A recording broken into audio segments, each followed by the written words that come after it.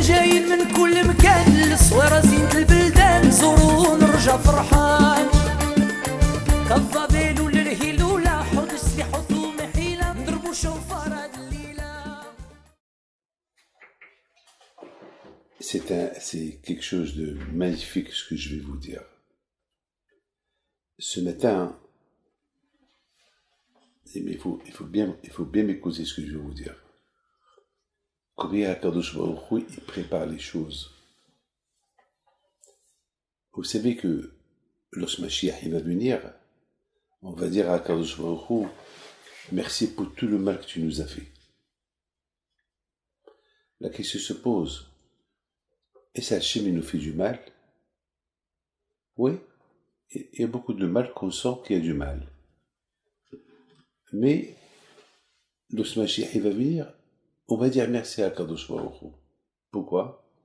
Parce que beaucoup des fois, on ne sait pas que du mal il sort du bien. Lorsque Mashiach il va venir vers Azaz Hashem, il va nous montrer le mal, le bien qui est sorti du mal. D'ailleurs, même les goïms ils ne nous aiment pas. Mais lorsque Mashiach il va venir, il va dire Allélo et Hashem que le goïm shabbehu kol haomim. Les goïms eux-mêmes ils vont dire à Kachor, merci Hachem que tu nous as pas laissé faire du mal aux Juifs. Alors que eux, ils ont voulu, même Hitler, lorsque Mashiach il va venir, il va dire à Hachem merci que tu m'as pas laissé détruire les Juifs. Moi je les aime pas. Je voulais tout finir. La solution finale. Mais merci à Hachem. Lui-même il va dire merci à Kadosh Baruch Hu. Lui-même. Écoutez bien. Il y a quelqu'un dans la Kihila ici à Montréal. Le pauvre, la police elle l'a arrêté pour rien. Il l'a arrêté pour rien. Maman, elle l'a arrêté pour rien. C'est un jeune. Il est à Kihila ici. Sadique. Alors, lui, il a porté des preuves qu'il n'a rien fait. Et la police a dit non, tu as fait. Il l'a accusé qui courait derrière un enfant pour le frapper. Alors que lui il a dit non, je courais derrière l'enfant pour qu'il traverse pas la route. Non, il dit non, tu courais pour lui, mais je l'ai pas frappé. Je l'ai attrapé pour ne pas qu'il traverse. S'il traverse, je suis moniteur du camp. Et s'il traverse, il peut être tué. Il peut être écrasé par une voiture. La police, il a dit non. Parce que pour la police, dans leur tête, ils ont cru que le pauvre, ils m'ont appelé. Et tout le monde était préoccupé pour ce moniteur-là qui fait des études. Vous imaginez dans les papiers, ils vont écrire que Hachem Ishmor dans ses études et c'est fini. Moi, dans le téléphone, j'aurais dit, n'aie pas peur. Mais c'est Hachem, il y aura des miracles. Il y aura des miracles. Mais Hachem, n'aie pas peur. Il n'a rien fait. N'aie pas peur. Mais c'est dur. Moi, je dis n'aie pas peur, mais eux, c'est les parents. Mais hier soir, ils sont venus chez moi, les parents.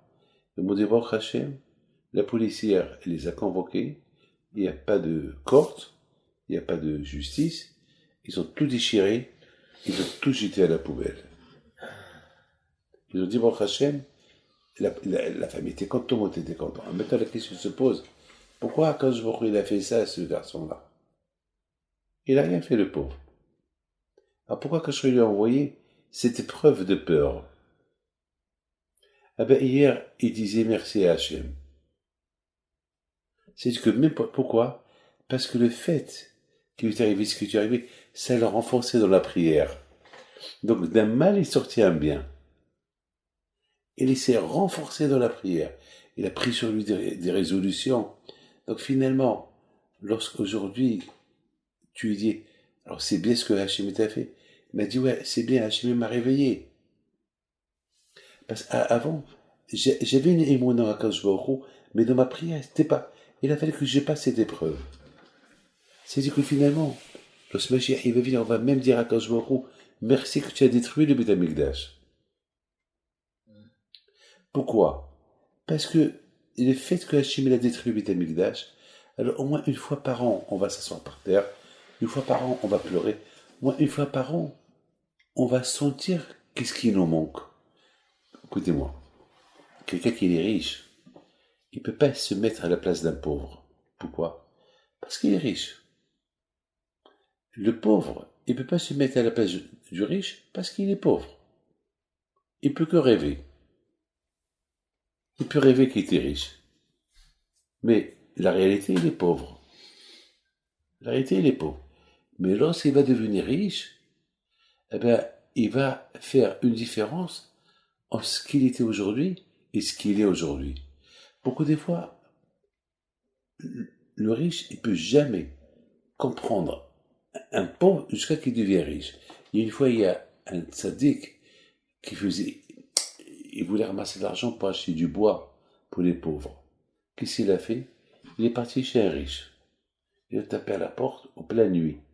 Le riche, il ne va pas. Il faisait froid, il neigeait. Il lui dit, oui, qu'il faut d'arabe, ça va, tout va bien. Il dit, je voulais te parler. Il dit, rentre à la maison et parle-moi. Non, il lui dit, non, il faut que je te parle comme ça. Il lui dit, mais j'ai froid. Il lui dit, mais c'est important que je te parle. Il dit, alors rentre, tu me parles. Il dit, non, je peux te parler maintenant debout. Alors parle. Il y a des pauvres qui n'ont pas d'argent pour acheter du bois. Et je peux les aider. C'est tout. Je vais te donner tout ce que tu as. Rentre. Il est rentré. Il lui a dit, ça va qu'Audra un café. Il dit, pourquoi tu voulais me dire le message alors que la porte était ouverte? Je l'attrape. Il dit, tu vas jamais comprendre ce que les pauvres ils souffrent lorsqu'il fait froid que lorsque toi tu goûtes ce que eux ils souffrent. Parce que toi, tu es dans le chaud. Tu as tout. Même si je te parle des pauvres qui sont pauvres et qui n'ont pas de quoi chauffer, tu vas pas les comprendre. Tu vas pas les comprendre. Là, tu vas comprendre qu'est-ce qu'eux ils souffrent. Pour que tu comprends, c'est que ton cœur il s'est ouvert. Alors vous comprenez, à Kadosh Baruch Hu, on avait Beth Amikdash. On n'a pas apprécié ce que Hachem il a fait avec nous, avec le Beth Amikdash. On n'a pas apprécié. Vous savez qu'est-ce que la Gemara dit? Il y a une Gemara qui dit quelque chose d'extraordinaire. Il y a une Gemara qui dit que si les Goïms, ils savent, écoute-moi, si les Goïms, ils savent, qu'est-ce que la prière, elle fait? Le juif, il fait la prière à Kadosh Baruch Hu. Le juif, il étudie la Torah à Kadosh Baruch Hu. Le Goï lui-même, il va aller réveiller le juif pour aller à la synagogue. Le Goï lui-même, il va lui supplier, ne travaille pas, moi je travaille pour toi, avec étudier la Torah. Vous vous rendez compte de ça? Mais c'est de la folie. C'est de la folie. Donc, c'est pour ça, les Goïm, le Shmashiach, il va venir, ils vont voir le Emet, Hachem va leur ouvrir les yeux, ils vont dire, merci à Kadosh Baruch Hu, que tu nous as pas laissé tuer les Juifs. Et nous, on va dire, merci à Kadosh Baruch Hu, toutes les punitions que tu nous as fait. Parce que c'était finalement, s'il n'y avait pas ces punitions, on aurait été des gens gâtés, on ne t'aurait pas suivi. Et c'est ça qui a fait de nous. Vous savez que même Moshe Rabbeinu, il a dit à Kadosh Baruch Hu, qui a Amkshé Oref, ce peuple-là, il est têtu. Alors la question se pose, pourquoi Kadosh Baruch Hu il nous a pas aidé à enlever cette qualité d'être têtu. Le juif, il est têtu. C'est très têtu. Comment? Il vient de recevoir la Torah, il faut le Hegel. C'est pas logique, c'est pas normal. Mais finalement, être têtu, c'est bien. Mais si on l'utilise dans le bon sens. Voilà, on est têtu. Moi, hier soir, j'étais têtu. Je suis arrivé, j'ai reçu les gens jusqu'à 1h du matin. Je suis arrivé à la maison et il était 1h30. J'ai pas mangé. J'étais fatigué. J'ai dit, bon, demain soir, je peux pas me réveiller pour étudier. Avec Gad. Je peux pas. Je suis fatigué. Il faut que je me repose quelques heures. Il était 2h30 du matin. C'est pas possible. Et j'étais vraiment fatigué. Mais j'ai dit à Hachem, si tu penses que c'est bien que je me réveille, alors réveille-moi. Il m'a réveillé à 5h30. Voilà. Et je suis content. Et pourtant, il faut que je dors. Non. Non. Quand que le sommeil te donne le plaisir, la Torah aussi va te donner un plaisir. Et c'est ça. Lorsque Mashiach il va venir, on va dire à Kadosh Baruch Hu, merci. Parce que lorsqu'on avait le Beit HaMikdash, on t'a pas assez apprécié. Et quand est-ce qu'on t'a apprécié? C'est lorsque tu as pris le Beit HaMikdash. On se trouve avec les Goïms, on se trouve dans l'exil, on se trouve au Maroc, en Tunisie, en Algérie, en Russie, en Pologne, au Japon, on se trouve partout. Ah, c'est là qu'on commence. Tu nous manques. Une fois par an, on fait Tisha B'Av, on pleure. On s'assoit par terre, on pleure. On réalise que ça nous manque. Donc, quelque part, d'un bien, il sera mal. Moi, hier matin, le bon Dieu m'a donné une récompense. Et merci à Hachem. Écoute, hier matin, vous étiez là, oui ou pas? On a étudié un peu, oui ou pas? Après, vous êtes partis, oui ou pas? Après, je suis parti à la synagogue. Maintenant, j'étais fatigué, très fatigué. Pourquoi? Parce qu'avant-hier soir, j'ai pas dormi encore. Pourquoi? Parce que mon beau-frère, il est mort. Et il l'a enterré hier matin. Hier à 10h du matin. Mais 10h du matin, en France, en Israël, ici, c'est 3h du matin. Donc, je me suis levé à 3h du matin pour lui faire le hesped, pour dire quelques mots par téléphone à la famille et tout. Mais t'écoutes bien. Le pauvre, c'est un tzaddik. Pourquoi? Parce que il n'y avait même pas 10 personnes pour aller à l'enterrement. Pas toute sa famille, ils sont pas là, mais pas 10 personnes. Qu'est-ce que j'ai pensé? J'ai appelé le kollel, j'ai dit, je veux que tous les Avachim me voient à l'enterrement. Ils étaient 250 personnes. 250 rabbins à son enterrement. Chose qu'on voit pas pour les rabbins. Même les tzaddikim qui meurent, celui-là, il a ni barbe, ni rien. 250. Et maintenant, chacun qui passe, il voit tout ce monde religieux, ils ont cru un tzaddik. Alors chacun il s'arrête. Il se trouvait presque 500 personnes. 500 personnes. Ah, mais je me suis posé une question. Quelle route il a eu d'avoir 500 personnes dans sa levaya? Quoi? Et difficile aussi, ça veut lire la Torah. Pourquoi? Bémet. Et moi que j'ai pas dormi toute la nuit. Et mon frère Rabbi Haïmi est parti à lui faire le hesped. Alors j'ai dit à ma femme, attends Viviane, mais qui c'est ce monsieur-là, ton beau-frère? Pourquoi il a eu ce zéro de tout ça? Qu'est-ce qu'elle me répond? Il a jamais parlé du Lachon Hara. Il a jamais dans sa vie parlé du Lachon Hara. Je comprends là.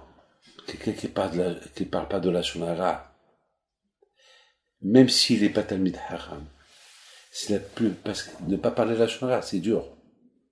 Même si entre rabbins, ils se parlent Lachon Hara. C'est impossible. Et chaque rabbin, il va trouver une raison pour parler de Lachon Hara. Alors que Moshe Rabbeinu dit, Ele Addebarim Hashid Diber Moshe. Voici les paroles que Moshe Rabbeinu a parlé. Moshe Rabbeinu a dit, s'il faut parler que d'Ibré Torah.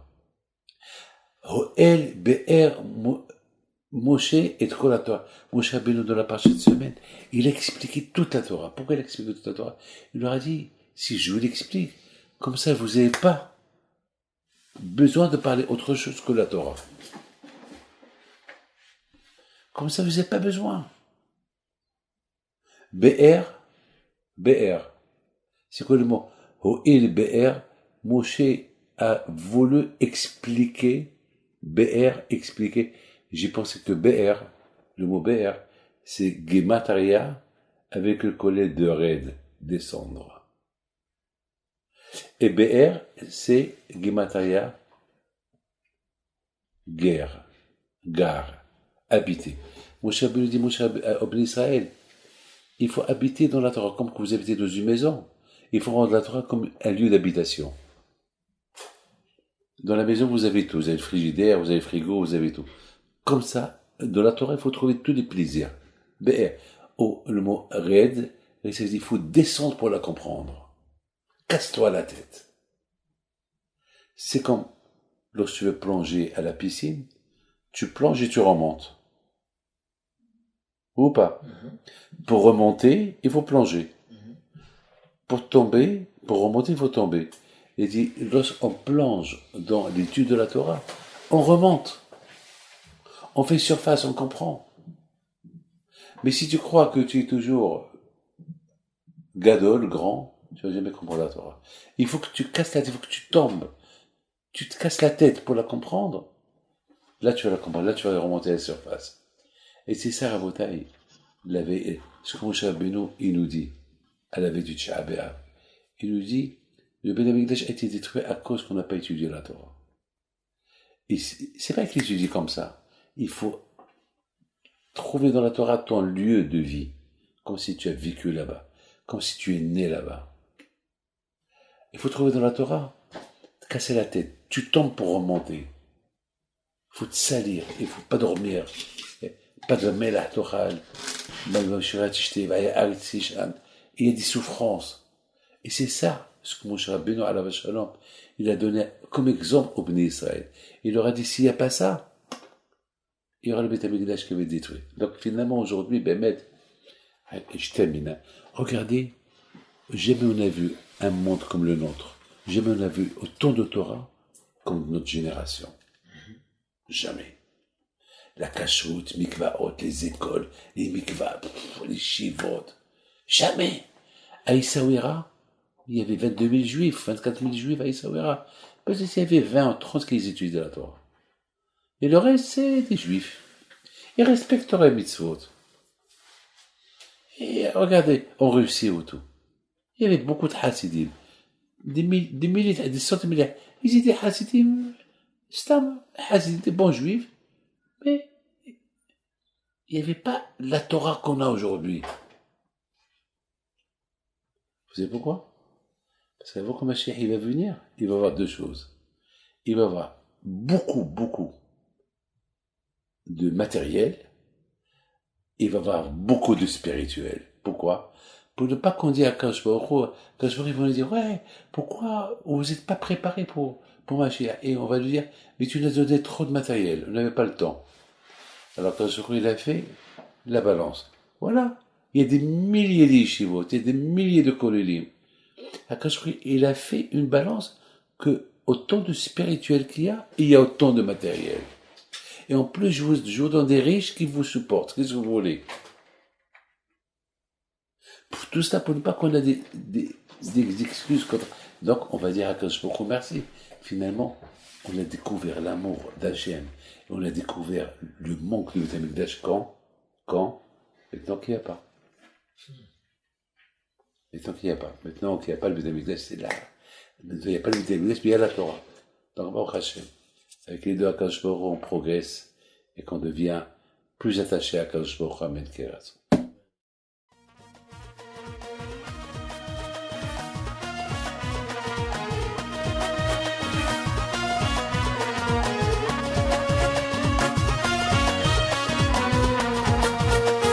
نوضوا يا ناس غرتوا على ربيع حي بنتو وقف لنا زيخو